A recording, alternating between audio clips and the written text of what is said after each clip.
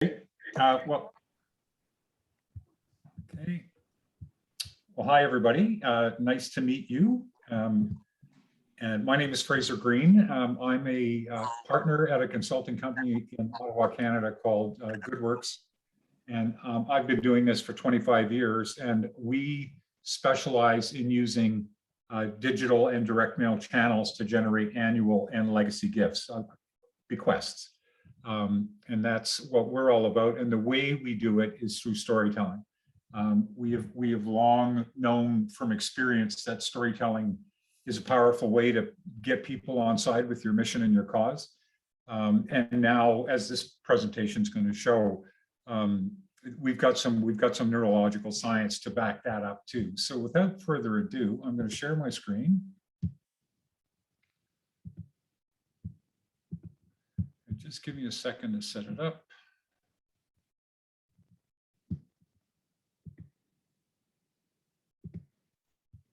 Can everybody see that okay? Cover slide with my name on it? Okay. So here we go. Lauren and I were talking before you guys showed up about a book by a guy named Simon Sinek, S-I-N-E-K. And it's called Start With Why. And it's the most important book I've read in the last 15 or 20 years in terms of helping me be better at what I do professionally. And I'm kind of using his setup to present this session. So if I'm going to talk about storytelling, I want to start with why should we tell stories to donors, and why is it important, and why do they work? And then I want to talk about the what. What is it you want to achieve? What's the outcome? What's the result of a well-told story? And then most of the session is going to be about the 7 elements or the 7 steps that I believe go into creating the perfect story. And if you wanted, you could take this deck, which I'm happy to make available after the session. You could take the 7 steps, and you could actually, on a single sheet of paper or on one computer screen, you could map out a story. You could kind of build the skeleton of it, and then actually writing the story puts kind of the flesh and the muscle and everything onto that skeleton. So let's go straight with the why. I'm happy to take questions as we go. We're a pretty small group, so I don't mind interruptions. The one thing I want you to know is I can't see you all. So if you want to get my attention, just unmute yourself and just shout. Okay. All right. Let's get into the why of storytelling. So as a fundraiser, why should you care about becoming a great storyteller? In other words, why should you pay any attention whatsoever to me today? That's the first thing I want to deal with. So I'll start with a little question. This is one of those little mini jars of mayonnaise that you might see on a table in a hotel restaurant. Like it's 53 milliliters, so it's a Canadian jar of mayonnaise. 53 mils might be a couple of ounces. So there was a guy whose name I've just gone blank of. He was a New York Times columnist. And in 2008, he was wondering, his wife came home with a pair of shoes, and he was wondering about women's shoes, but it could be any shoes. And he was wondering, okay, you can buy shoes for $40 and you can buy shoes for $5,000. Is the $5,000 shoe actually 5,000 times better, or 1,000 times better than the $50 shoe? And he reasoned that no, it couldn't be. So if it's not just the durability or the comfort or whatever, the quality of the workmanship, I mean, yeah, that would differentiate, but not by that kind of factor, not to a pair of shoes worth $5,000.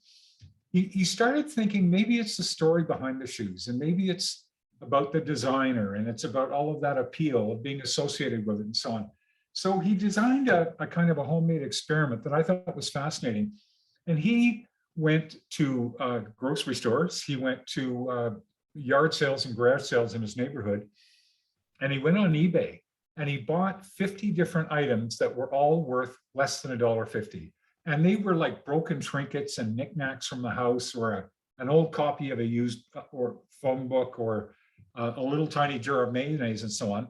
And the average price of the items that he bought was $1.19. He then went out to his journalist and writing community in New York City, and he asked everybody if they would participate by taking one of the items he bought and creating a story about it. So for example, I might tell you, what would you pay me for this mayonnaise? And you'd say $1.19. And I'd say, well, just wait, there's something I want you to know about this mayonnaise. This mayonnaise was actually sitting on a restaurant table in London, England in 1962. And there were two guys having lunch named John Lennon and Paul McCartney. And as they were having lunch, someone came and asked them to go to the nearby phone. They went to the phone and they talked to EMI and were offered their first recording contract. So how much would you pay for the mayonnaise? You can imagine that I could get a lot of money for that mayonnaise. Why? Because I've attached a story to it, right? That's all there is to it. So stories, we can demonstrate stories add value to things as they would donations. And where I got really kind of fascinated as a nerd, I guess, about storytelling was when I started learning that back in 1990, the MRI machine, magnetic resonance imagery, that you think of with hospitals, right? Looking for tumors or whatever that might be, or looking at your knee or your hip. These came into common usage. They developed the technology such that hospitals and so on could afford to use them. And in the 1990s, they also used MRIs, psychologists and psychiatrists, to scan people's brains. So they scanned people's brains while they were doing certain activities. They might get a serial killer to scan his brain and compare it to ours or whatever. And brain scans became very, very common.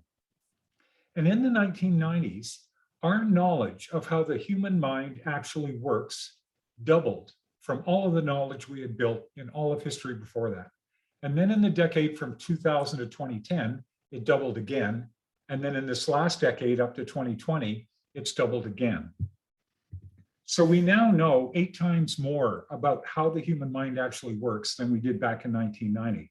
Now, I started fundraising in 1999. So this isn't that long before my fundraising career actually started. But now we can prove things, we can debunk things, we can provide evidence for things related to all sorts of human thoughts, feelings, behaviors that we couldn't before. We have an actual glimpse inside the engine of the mind. So if you were to think about, I just talked to a client this morning. I've sent her a first draft of a case for support. And the case for support is very story driven and very human. And I always thought these 2 slides were really interesting. When you show someone, and that someone could be a donor, a chart or a graph or a table or some numbers or whatever, you basically activate a couple of parts of their brain. But when you tell a story, you activate all kinds of parts of the brain. Like there are a lot more lights going on in the MRI. You know, different parts of the brain are going orange and red and yellow and so on. Your audience, whoever that might be, are way more engaged when you tell them a story. Chip and Dan Heath, who wrote a really great book several years ago called Made to Stick, and I've got the book at the end of the deck, I can show you. They quoted an experiment where a professor got his students to sit through a class of data about a certain subject. And then at the end of the class, he told a 5 to 10 minute long story about the same subject.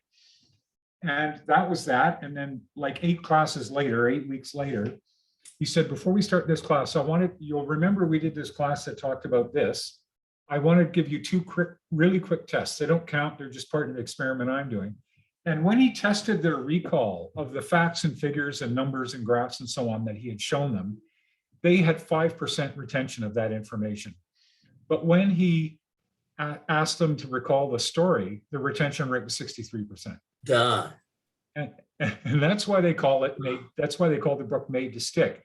What things can you say and communicate that actually stay in the audience's brain rather than just kind of run right through or bounce off, and so on and so forth. I contend, and I'm 100% sure that I'm right, that storytelling is a product of evolution. We've evolved as a species for over millions of years, from the time we crawled up out of the ocean as some kind of reptile, and then we grew fur and had live young and became mammals, and then we became great apes, and then we became humanoids, and so on. As we evolved into humans, I think one of the biggest evolutionary steps that we had was we decided, we realized innately that we wanted to share stories around the fire in the evening, let's say, about the day. So it could be about how I fought off a jaguar, that got in my path as I was hunting. How I tracked down an antelope and managed to trap it and kill it, or how I was feeling sick and I went to a certain kind of berry bush and I ate some berries and I felt better and so on. We started telling stories with the purpose of sharing valuable information with our family and our tribal cohort to help them do a better job of surviving, getting food, not being, kind of captured by a predator, and staying healthy. And so we developed storytelling as a survival tool very early on in the human journey. And that kind of desire to tell stories and the natural instinct to tell stories to achieve these kinds of things is hardwired into us now. It's part of our programming, and it's part of the way that we're wired. We invented language about 5,000 years ago. We invented written language. It started out with pictographs and cuneiforms and so on, like the images at the top of the screen. And then there were hieroglyphics, and we got into actual letters and language and so on. This one is from Sumeria, which is modern day Iraq, Tigris Euphrates valleys.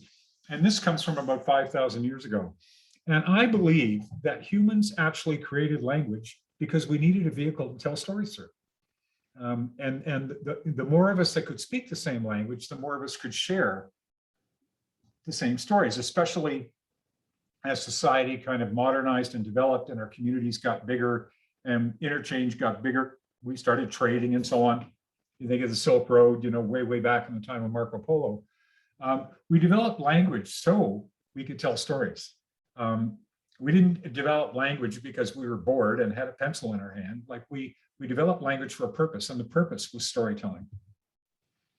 Roger Schenck, who's widely recognized as the father of artificial intelligence, says that human beings are not actually set up in our brains to process logic so much as we are set up to understand stories.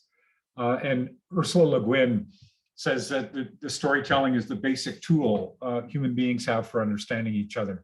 And I love this sentence: there have been great societies that did not have the wheel. There have been no great societies that did not tell stories. I could take this into mythology. I could take this into religion.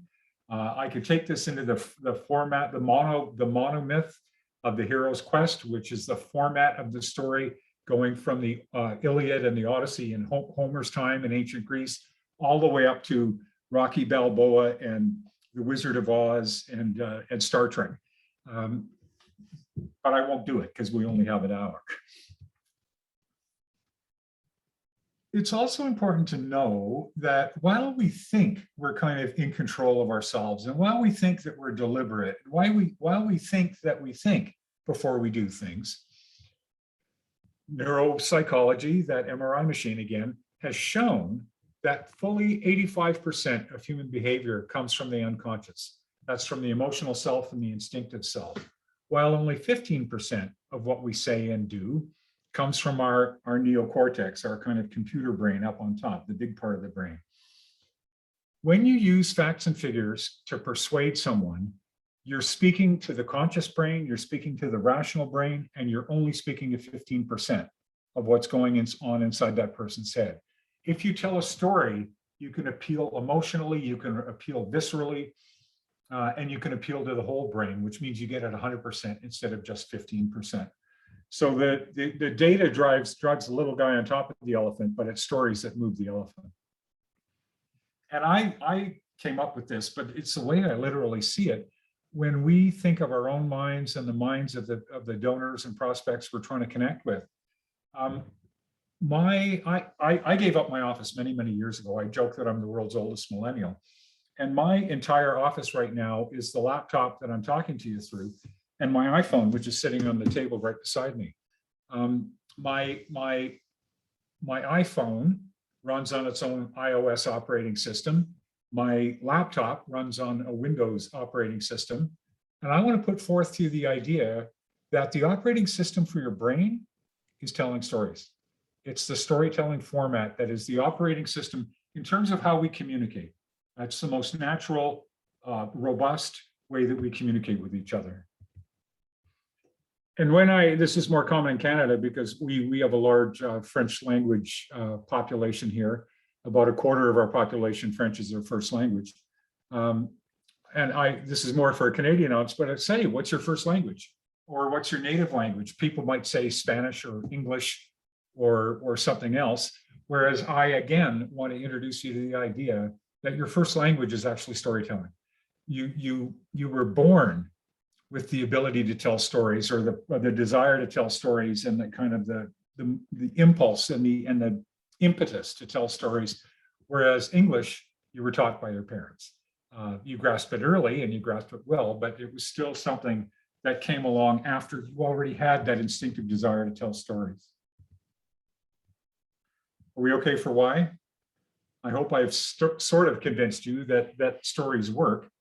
Now let's get into, when you tell a great story, or when you try to tell a great story, what is it you're trying to accomplish? What's the reason? What's the outcome of a well-told story? So I want you all to imagine yourselves sitting in a movie theater. I have been back to a movie theater, by the way. It was wonderful. Going to a movie theater and going to a yoga class were two of my great post-COVID adventures, and a coffee shop. Anyway, you're sitting in a movie theater. It's an hour into the movie. You're in your chair. It's dark, and you glance down at your watch. You glance down at your watch because your mind is other places than the movie. You might be thinking about, what restaurant are we going to go to after? I wonder if the kids are okay at home. I wonder if somebody let the dog in. All of those kinds of things are going on in your head. And you look at your watch to see how much time's left in the movie. When you do that, I am still Fraser Green at the Cineplex watching, I can't remember the last movie I saw, even though it was last weekend. But I'm watching a movie, and the movie's 2 hours long, and I'm probably halfway through. Let me check. You're very much still in your rational here and now kind of mind. Yet now I want you to imagine yourself in a different movie theater. You've been watching the movie for an hour, and you're sitting there in the dark, and there are tears coming down your cheeks. The difference there is that you're fully engaged. And what happens when you start crying at a movie, the story has become real to you, and the story has become your story. And you're crying because the hero is going through, or someone's going through, something that you've either been through or something that you can imagine. And it strikes you very deeply emotionally. When you are crying at a movie, you're not conscious of the fact that you're sitting in a seat. You're not conscious of the fact there are 32 other people in the room. You're not conscious of the fact that you're going to go to a restaurant in an hour and 10 minutes. You're lost in that scene. You're completely absorbed by it, and you're living in it. We call this suspension of disbelief. So when you're watching something or reading something, and you're still kind of, oh, here I am, whatever. You're still in a state where you're reading a story, someone else wrote it, that you're absorbing the information, but you're still operating in a very kind of rational, uninvolved kind of way. And yet, when you so get embraced by a story, Lord of the Rings for me, it's the most gripping novel I've ever read. I just got lost in it. I became one of the characters in it, and so on. And I have many times at conferences told the story of the night my mother died. And and at the end of the story, we're in the ICU, and she's on her last legs. And I closed the story by saying, and it was kind of dark in the room. There was a lot of equipment, and up in the corner there was a heart monitor, and you could see the little blips going up and down, and you could hear the beeps. And around 6:30 at night, my mom's heart monitor went beep, beep, beep, beep. And then she was gone.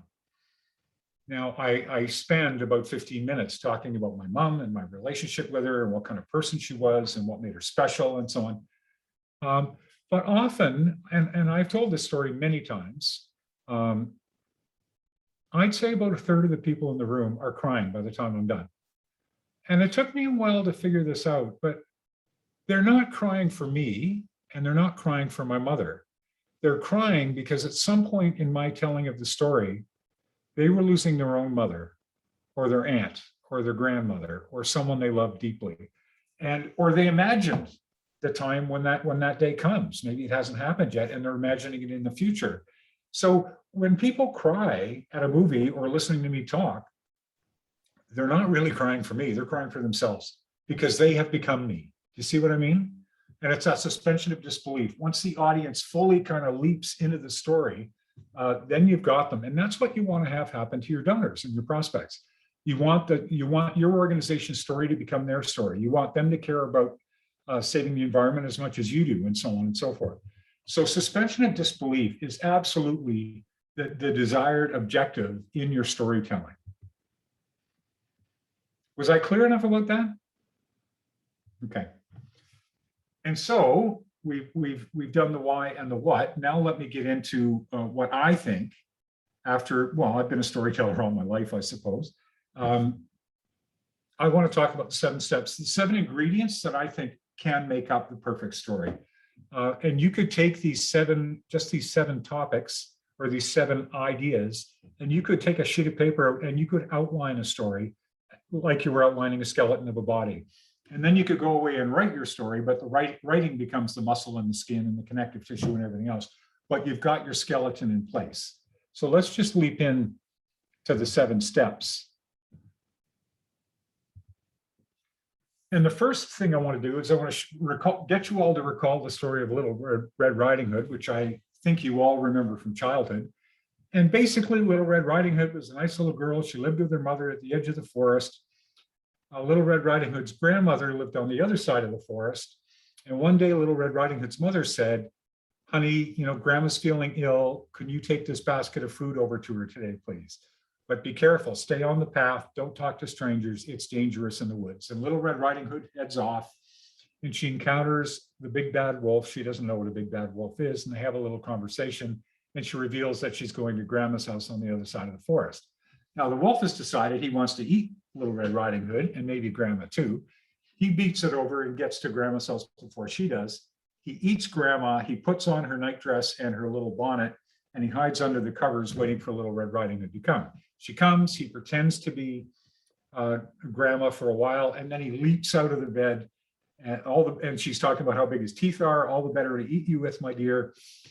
And just then, a huntsman who was passing by hears the screams from the little girl. He busts in the door, and depending on the version of the story you listen to, he either grabs the wolf by the heels and shakes him, and Grandma pops out his mouth, or in the original story, he takes his axe and chops the wolf up and pulls Grandma out of his stomach. Then Little Red Riding Hood goes back across the forest, reconnects with her mother, and she's learned a valuable lesson that you don't talk to strangers when you're in the deep, dark woods.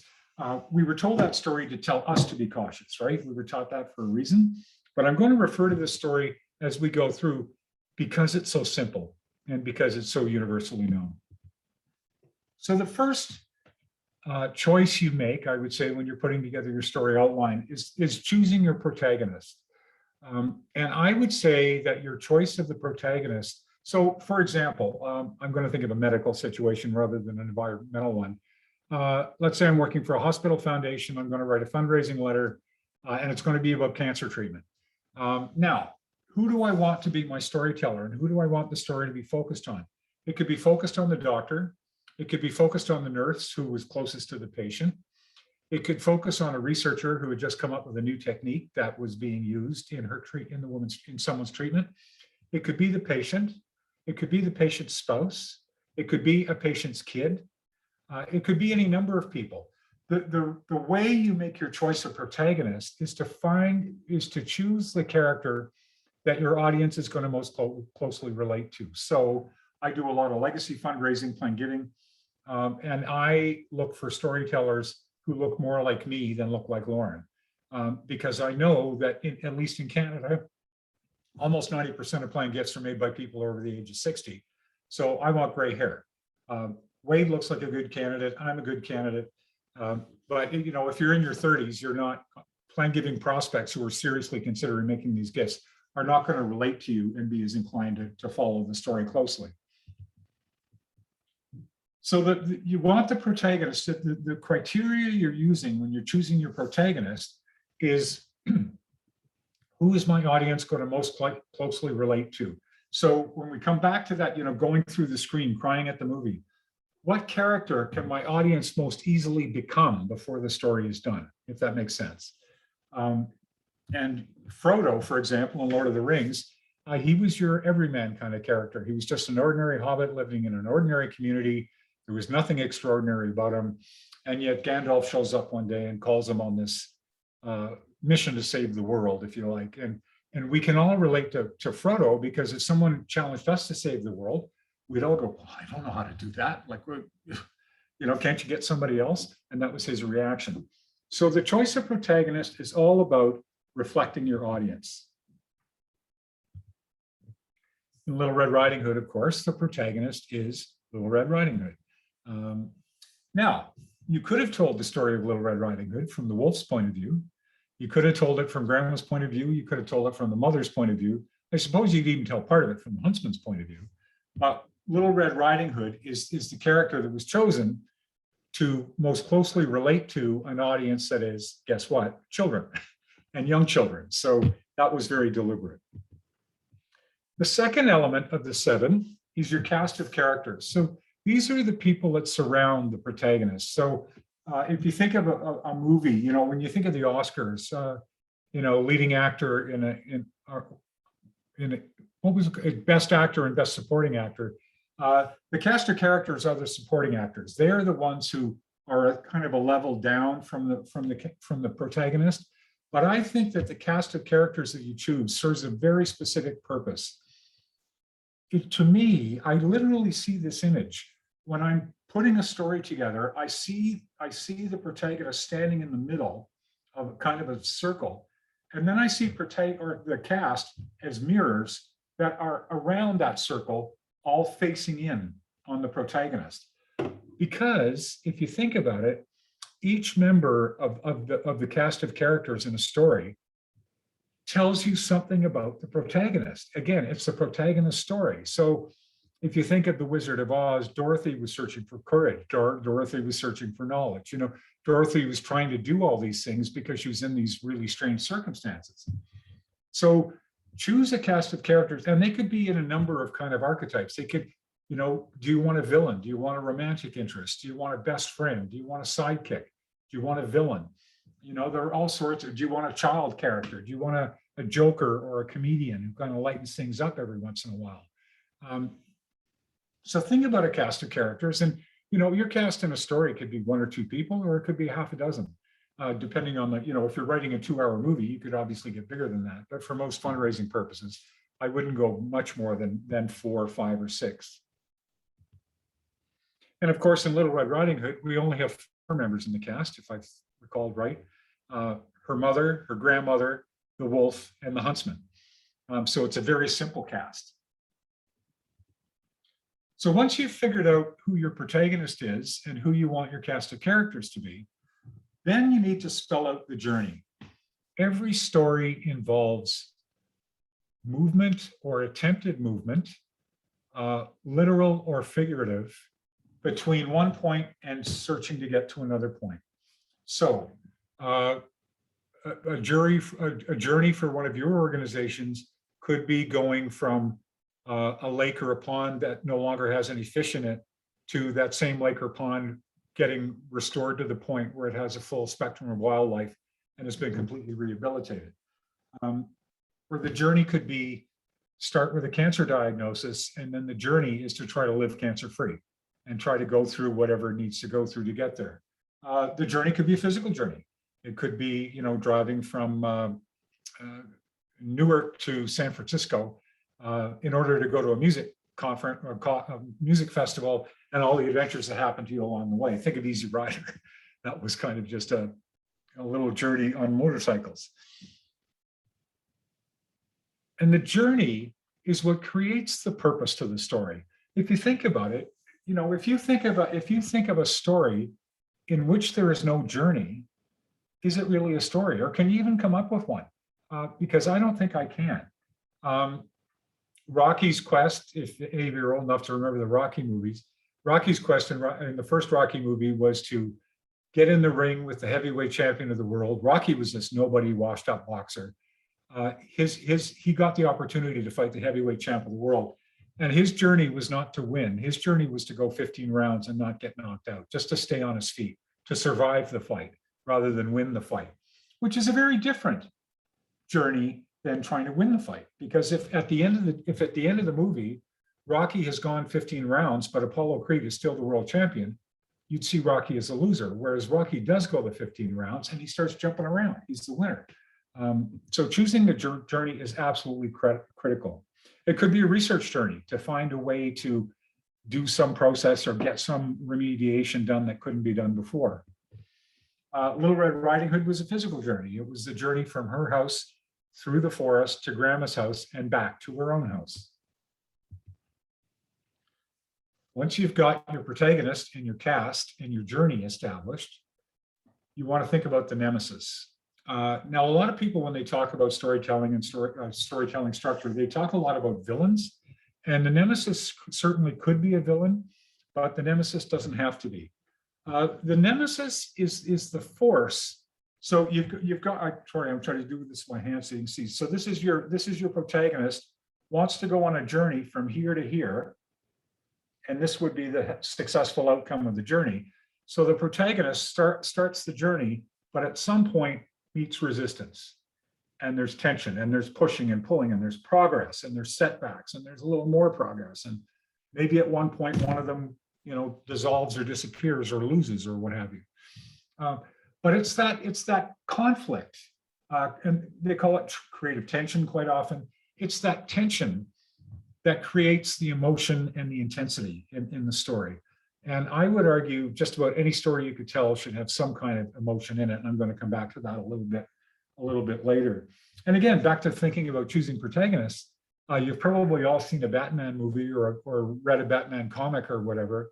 I thought that the Joker movie that came out 2 years ago or 3 years ago, I thought it was brilliant. And this is in effect the same story, same time, same place, but it's a story of the Joker and where the Joker came from. And it makes the Joker out to be a very identifiable, sympathetic character. And, think of superheroes. Where would the good guy be without the bad guy in almost any one of those kind of morality play kind of situations?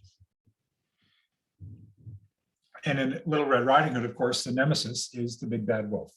He's the one who doesn't want to stop her journey. He wants to stop her life and Grandma's life while he's at it. In order to meet his own selfish needs.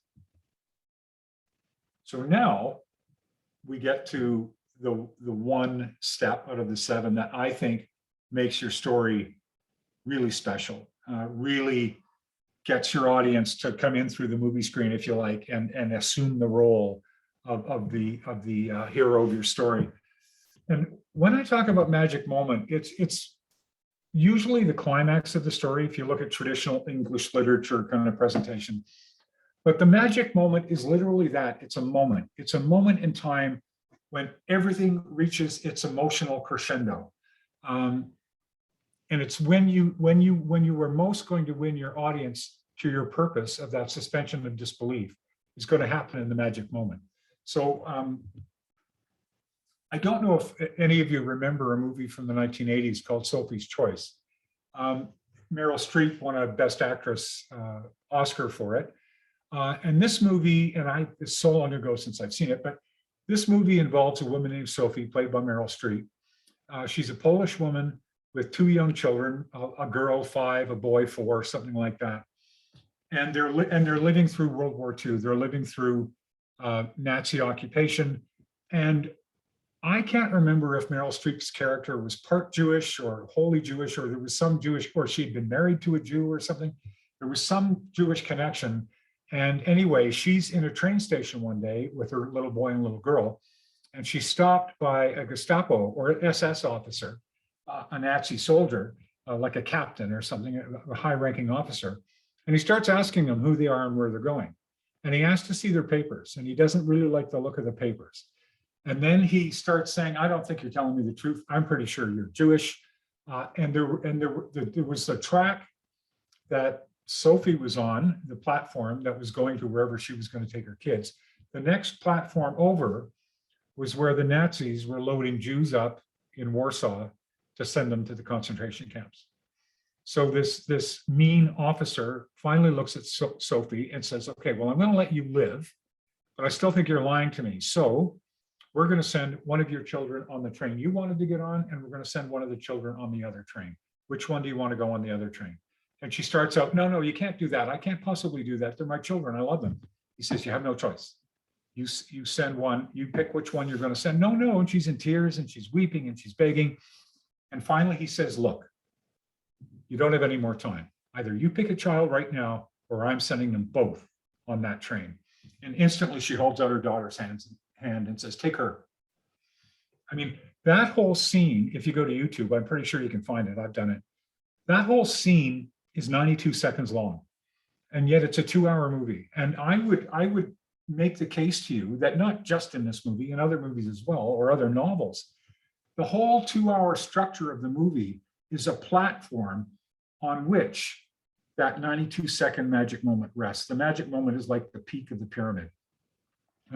So I would ask you to, when you're preparing a story, or you're going to write a case for support, or you're writing something for your newsletter, or a piece of direct mail, think about your audience, think about your main character, think about your cast of characters, think about your journey, think about your nemesis, but then ask yourself, where's my magic moment going to be? How's that going to happen? Because if you can really bring that magic moment to life in great detail, the way I brought it to life when I was telling the story of my mom was by mimicking the sound of a heart monitor in a hospital room. It activated a sense, hearing, and that's when the maximum engagement happened. So think about your magic moment. In Little Red Riding Hood, I would say the magic moment was when she's looking at Grandma and he's got the blanket up to his chin. And she says, oh, Grandma, what big teeth you have. And suddenly he throws away the blanket. All the better to meet you with, my dear. That's the magic moment. That's when she's at her most dangerous. That's the crisis. And it all gets resolved in less than a minute, right? It's a very quick scene.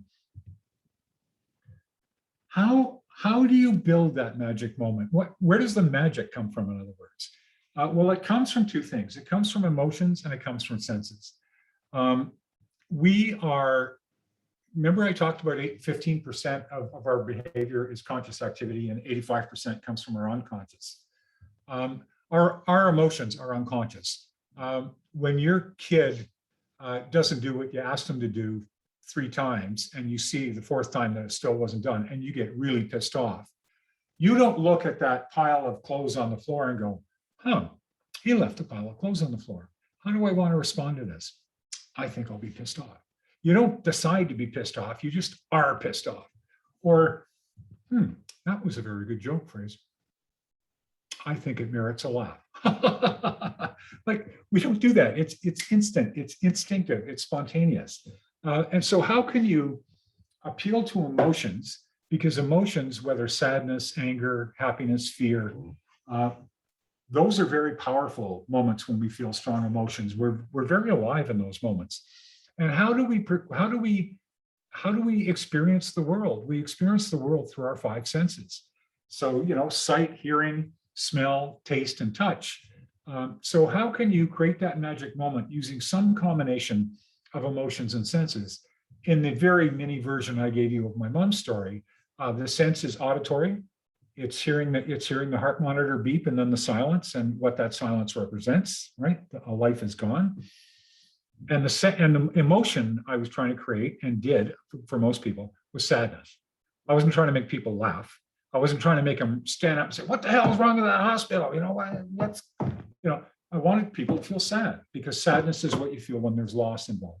So if I would encourage you, if you're planning a story or collaborating with someone on a story, think about the magic moment and then ask yourself, how can I use emotions, at least one emotion and at least one sense to bring the power, bring the juice to the magic moment. So if the magic moment is the engine, the emotions and senses are the gas that makes it go, if that makes any sense.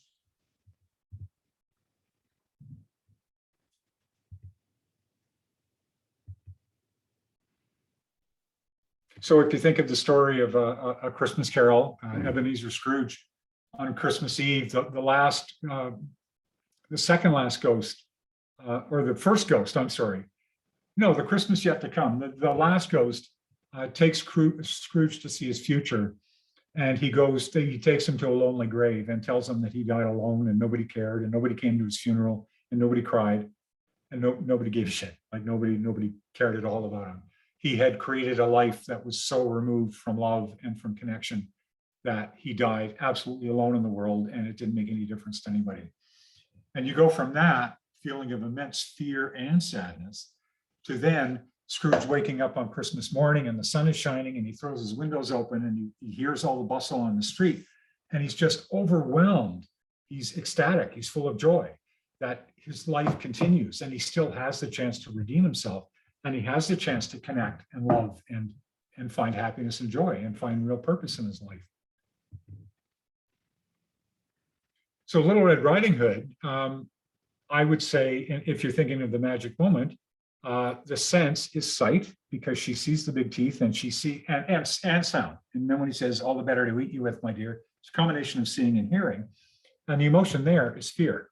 You want a child, well, I guess you don't in this story, but let's say you're telling it to older people. You want the person to literally feel like there's a wolf that's opening his jaws and about to come and just take your face off. That's how you use senses and emotions to create that magic moment. And the last step, if you think of a story as a circle, the story starts, Frodo is a hobbit who lives in the Shire. His uncle went on a journey once that sounded kind of mystical, but he didn't really know anything about it. And then Gandalf comes to visit, and Gandalf challenges them to go out and help do this mission to save the ring. And finally, Frodo agrees to go, and he steps out of the Shire, and then he goes deeper and deeper into Mordor and Mount Doom, and where all the evil is, and he forms a band of followers, but he fights all these awful orcs and goblins and stuff and bad wizards, and ultimately gets inside the mountain where the fire is, and he manages to throw the ring into the fire so that it will never be used by the bad guys to control the world. And then he makes his escape, finds his way back to the Shire. When he comes back to the Shire and things are normal again, he is forever changed, but he's back where he started. And that's kind of the classic storytelling outcome, is that the hero comes, or the protagonist comes back to the place he started. Cancer journey, I come back to being cancer-free. I come back to being healthy, right? It comes back, but changed for the experience and a better person for the experience. Yeah, you've transcended yourself and become something greater. And that's what we do when we give money. That's exactly what we're trying to achieve as fundraisers, is to help our donors feel that they're being transformative and really, being an agent of change.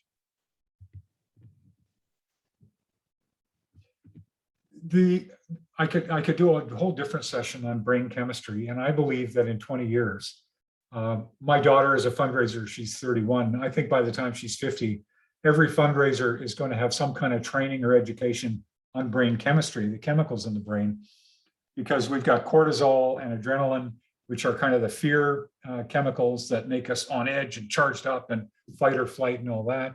But we also have endorphins for pain. Morphine is based on endorphins, by the way, that naturally occur in our body. There's serotonin that helps us sleep. There's oxytocin, which makes us feel very at peace with the world. There's a big blast of oxytocin after you've made love in your body.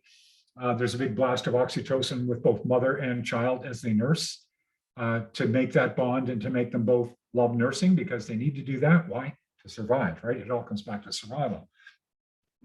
So you want to create that sense of completion, but as fundraisers, we have a unique option. Just about any storyteller wants to resolve the story for the audience. You want the story to have that ending. Dorothy goes back to Kansas.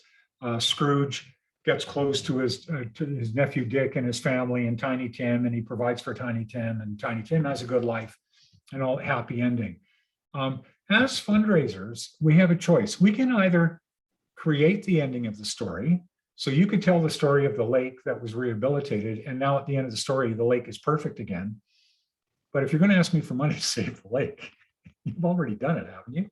So sometimes the fundraiser wants to leave the story unresolved and invite the donor or the prospect to be the resolution, to provide the resolution. So your gift could fund the research that finds the cure. Your gift will get the reclamation project going that will, increase or neutralize or correct the pH imbalance in this lake, and get small things in the food chain going again that fish will need when they're ready, and so on. And you give the donor the opportunity to step up and kind of be the hero who saves the day at the end, not the protagonist who's the lead character, but the hero. You get basically hold out a cake to the donor and say, here, put this stamp on and go in there and fix that. And that's how I frame most of my fundraising communication, is inviting donors to provide the solution. I describe it, I create a picture of it, but I don't say it's here.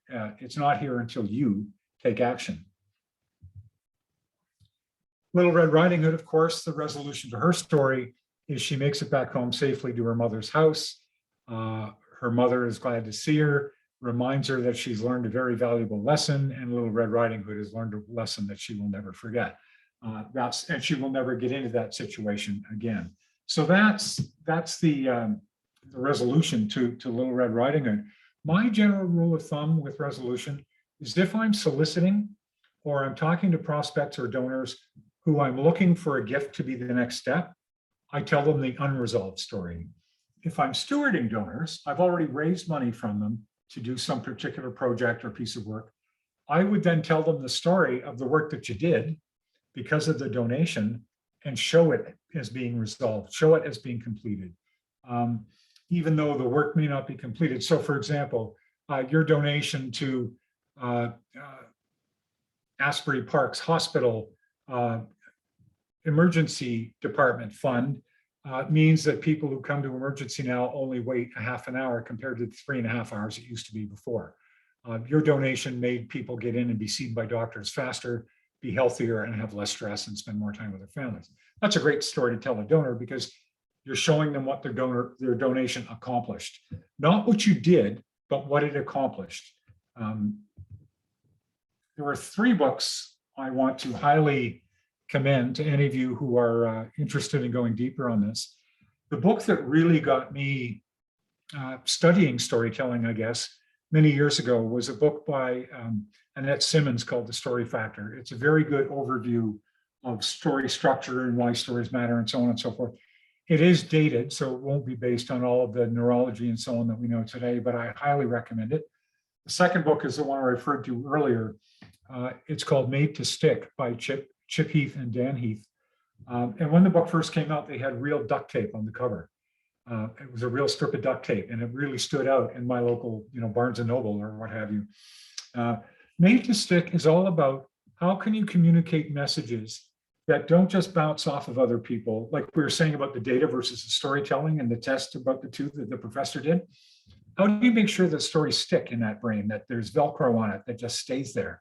And they have a whole bunch of really interesting tools and tricks and techniques, and it's a really interesting read. I recommend that highly.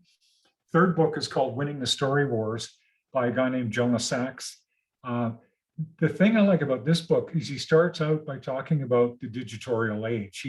He talks about the fact that we live in a digitized world and that has changed audiences, and it has changed us from being very passive TV watchers to much more, many more opportunities to engage and be a part of the story or be a part of whatever it is that's going on. So I recommend that book as well. And then finally, I've just finished a few weeks ago. I don't know if any of you have heard of Russell James. He's from Texas Tech. Man is brilliant. And I just wish I had his time and money to do all the neat research that he does, because he and I think about this stuff so much the same, it's not funny. He has just put out 4 ebooks. I bought them off Amazon as paperbacks so I could travel with them and so forth. But I've got this book as an ebook. He has made it available free of charge. So I'll happily share my copy with Lauren. And then if any of you want a copy of this book, she could share it with you. The thing I love about his books, I'm well into the second one now.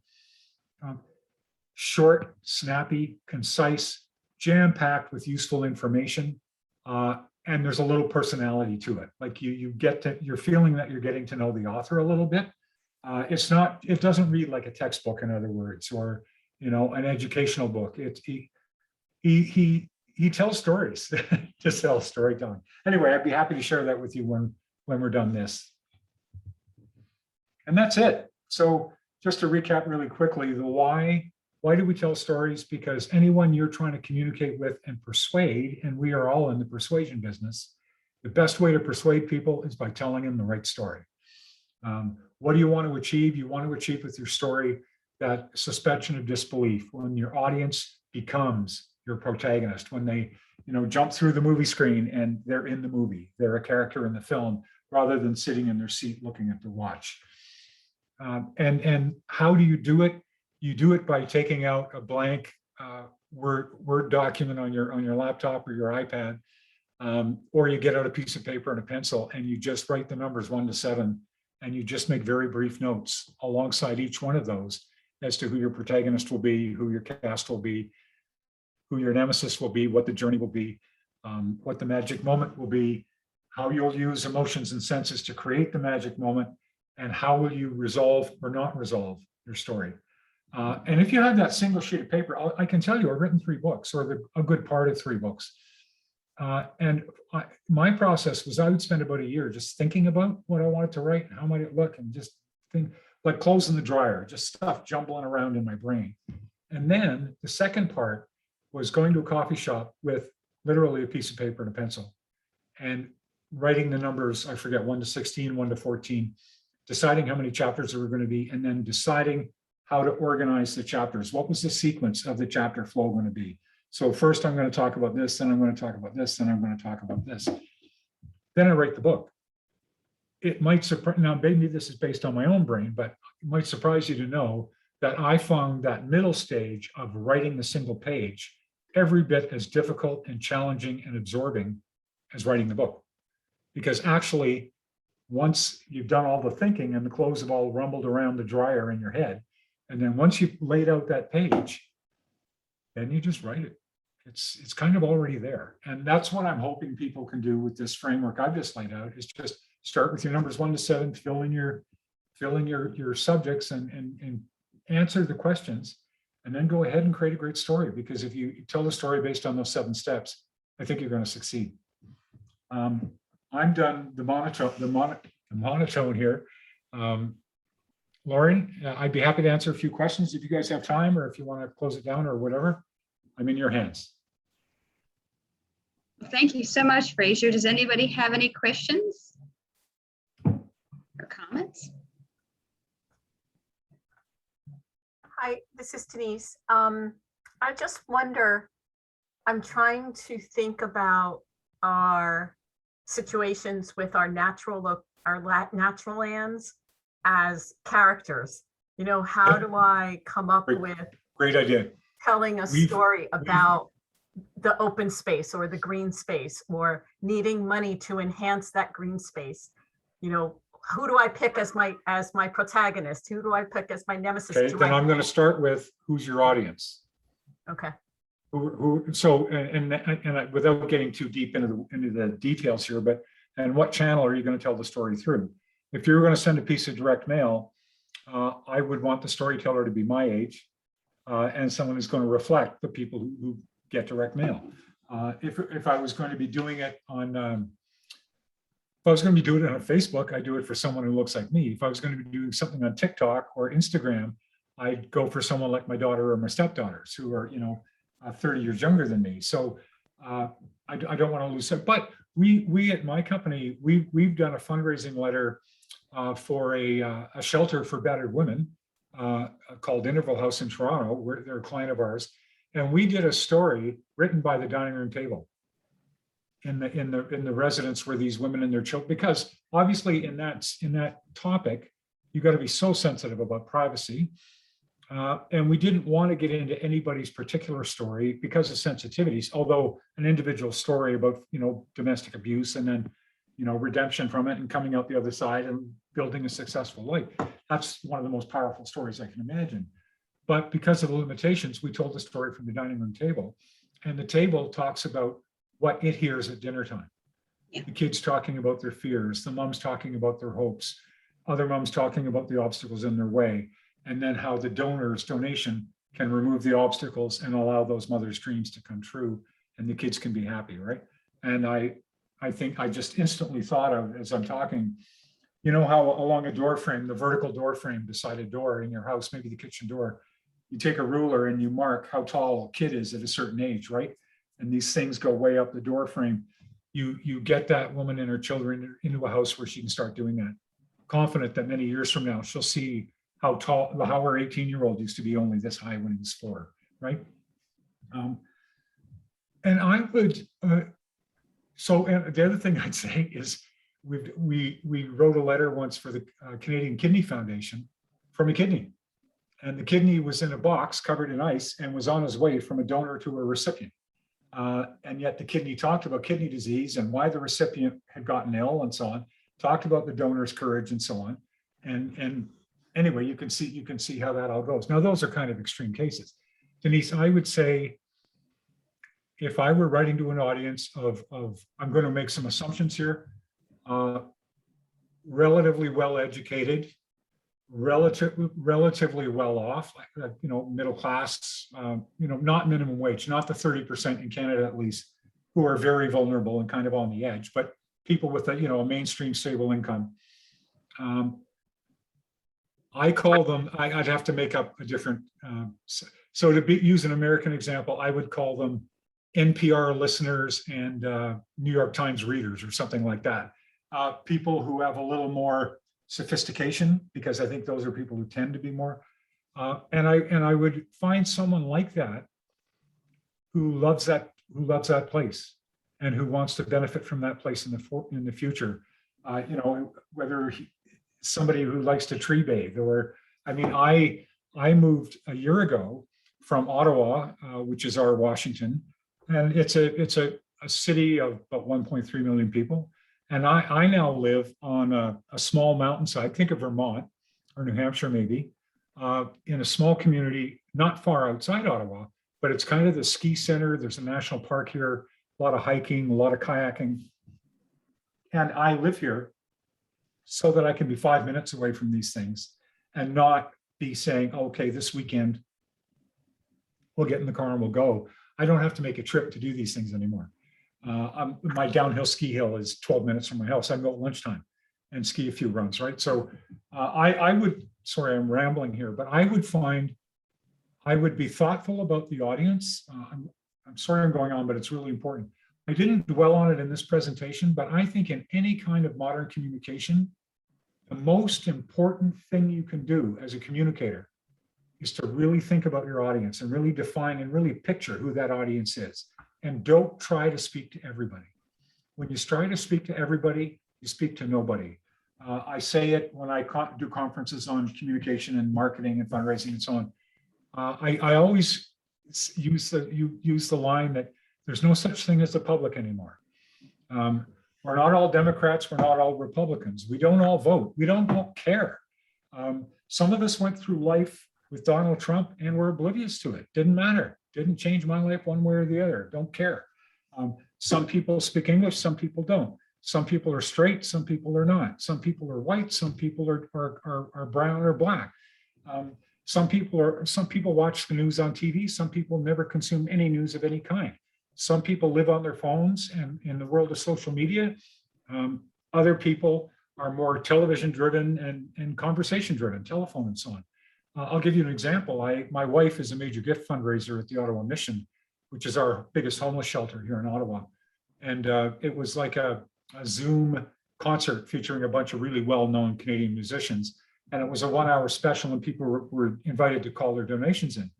And I went in and helped on Saturday night. I was one of the people answering the phones at the center.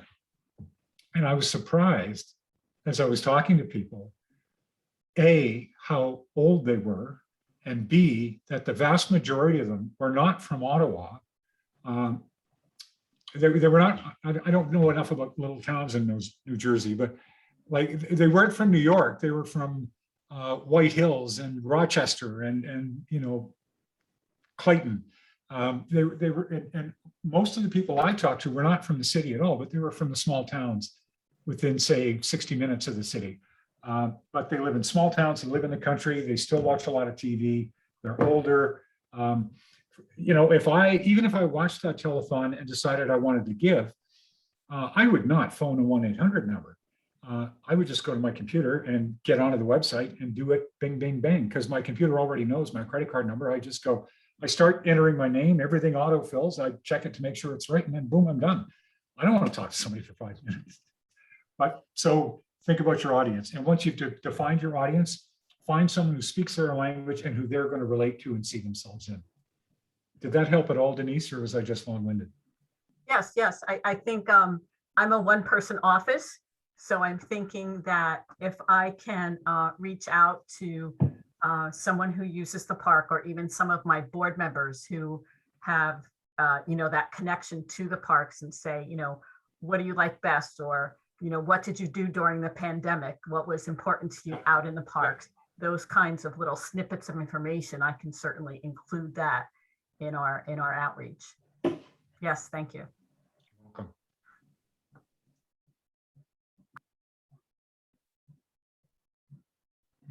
Are there any other questions?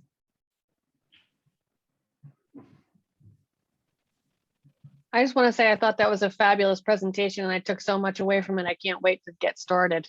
Oh, thank you, Lori. Let me close with this. Lauren, as of this moment, you have my permission to share my email information with these guys. If any of you, you know, in January, you're trying to write a story and it's like, okay, you hit these 7 things. What was this one again? Or if you ever want to call me or pop me an email, and you know, I've always got 10 free minutes. I don't always have an hour. In fact, I usually don't have an hour, but I can always find 10 minutes. So if you ever want a little bit of help crafting your story or putting it together, or you told a story and you got a certain feedback and you want to, you know, debrief it with me, I'd be happy to do that. So don't hesitate to get in touch. Thank you again, Fraser. And since this is recorded, you can circle back with this for anything you missed. And as Fraser had mentioned, I will be sent the slide deck as well as the book. So be on the lookout for that. Thanks for having me, everybody.